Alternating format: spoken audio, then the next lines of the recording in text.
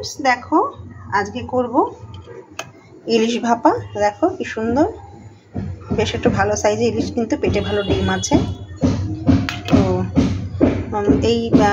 এই মাছ দিয়েই করব ভাপা, আর লেজা মাথা দিয়ে করব, কুমড়ো দিয়ে ঝোল পাতলা। আর দেখো যে ফ্যাসা মাছ আছে। তো দেখো তোমরা ফ্যাসা মাছ কে কে খাও কমেন্টস করে জানিও। আমার হাজব্যান্ড খুব ভালো খায়। তো আমি ফ্যাসা মাছ দিয়ে বেগুন দিয়ে কালো জিরে দিয়ে কাঁচা লঙ্কা দিয়ে পাতলা ঝোল করব, একদম দারুণ লাগে খেতে। তোমরা কারা কারা ফ্যাসা মাছ দিয়ে এভাবে ঝোল করে খাও অবশ্যই কমেন্টস করে জানিও।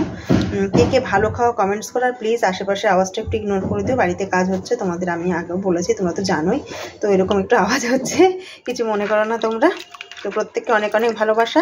কে কী রান্না করছো আজকে অবশ্যই কমেন্টস করে জানিও। এখনও গুছিয়ে পারিনি, এটা শুধু নুন হলুদ মাখিয়ে রেখেছি।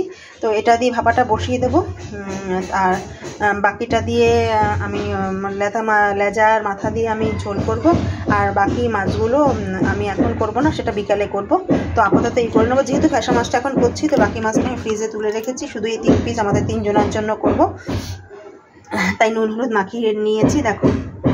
আর ফ্যাসা মাছটা করব, বাকিটা আবার বিকেলে করব। তো এই দেখো, বা ভেজেও খেতে পারি, কিন্তু এখন যেহেতু এখন 2টো আইটেম হবে, আবার কুমড়োর তরকারি করব, তো আর এখন লাগবে না, তাই এখন আর কিছু করব না। এই কটাই করব, বিকেলে যদি লাগে তখন করব। তো চলো এক এক করে মশলা গুছিয়ে নিই, করতে থাকি। এটা ম্যারিনেট করব, এবার মশলা করে নিয়ে বসিয়ে দেবো, তাড়াতাড়ি হয়ে যাবে এটা। তো চলো টাটা।